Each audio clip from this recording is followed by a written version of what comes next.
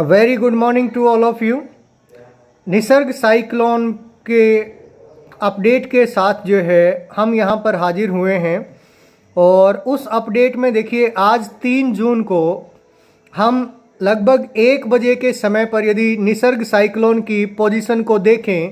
तो हम पाएंगे कि जैसा कि कल 2 जून को हमने देखा था तो निसर्ग साइक्लोन ये ग्रीन डॉट जहां पर आपको अपीयर हो रहा है इस हिस्से के ऊपर जो है ये साइक्लोन की पोजीशन थी। लेकिन वर्तमान में अगर 1 बजे के पास की अपडेट जो है वो लेटेस्ट हम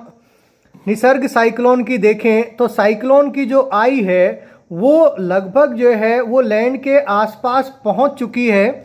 और जैसे ही ये आई जो साइक्लोन की है ये लैंड के ऊपर पहुंचेगी उस स्थिति को हम लैंडफॉल ऑफ साइक्लोन के नाम से जानते हैं। लेकिन साइक्लोन के लैंडफॉल से पहले भी जो है वो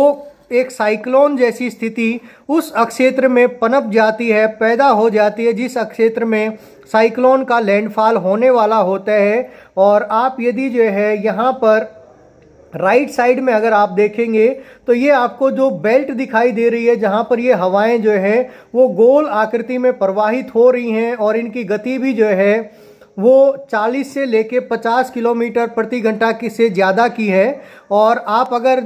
न्यूज़ अपडेट भी इस समय देख रहे होंगे तो आप पाएंगे कि मुंबई और उसके आसपास के एरिया में काफ़ी तेज़ जो है वो हवाएं चल रही हैं और उसका कारण होता है कि लैंडफॉल से पहले साइक्लोन का जो एक्सटर्नल जो एरिया होता है वो एक्सटर्नल एरिया लैंड पे पहुंच जाता है और उसकी बदौलत बहुत तेज़ हवाएं वहां पर चलने लग जाती हैं। और जैसे ही साइक्लोन की जो आई होती है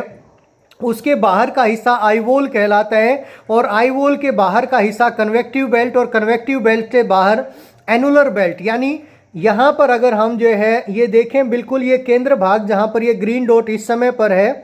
ये आई ऑफ द साइक्लोन है जहाँ पर हवाओं की जो गति है वो 11 किलोमीटर प्रति घंटा, क्योंकि यहाँ पर जो है वो हवाएं बहुत तेज़ी से ऊपर की तरफ कन्वेक्शनल करंट के रूप में उठती हैं, इसलिए धरातल के ऊपर हवाओं की गति यहाँ बहुत कम होती है। उसके बाद अगर आई वॉल पे हम आ जाएं तो ये गति जो है वो बढ़ती है और उसके बाद ये जो हमारी कन्वेक्टिव जो बेल्ट है यहाँ पर 50 किलोमीटर प्रति घंटा की रफ्तार से ज़्यादा हवाएं जो हैं और इसी के एक हिस्से में अगर आप देखें तो 90 किलोमीटर प्रति घंटा की रफ्तार से हवाएं चल रही हैं और इसी के साथ लगती ये बेल्ट है जहाँ पर लगभग 80 किलोमीटर प्रति घंटा की रफ्तार से हवाएं चल रही हैं। इसको हम एनुलर बेल्ट का नाम देते हैं। तो ये कन्वेक्टिव और एनुलर बेल्ट का एक हिस्सा यहाँ पर इस ग्रीन डॉट के साथ यदि आप देखें तो ये धरातल के ऊपर पहुँच चुका है और इस समय पर उस क्षेत्र में जहाँ लैंडफॉल होता है साइक्लोन का बहुत तेज़ हवाएं चलती हैं, आसमान बादलों से ढक जाता है और बारिश भी जो है वो शुरू हो जाती है, क्योंकि ये एनुलर बेल्ट जहाँ पर इस समय पर जो है जो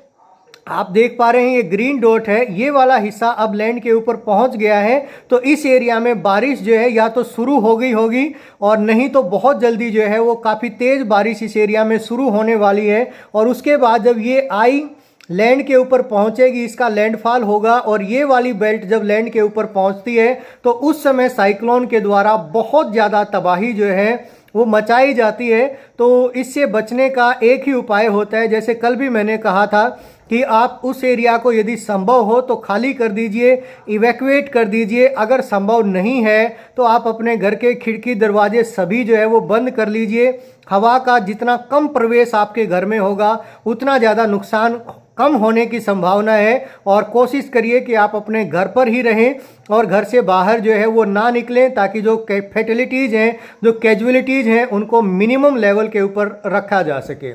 थैंक यू वेरी मच।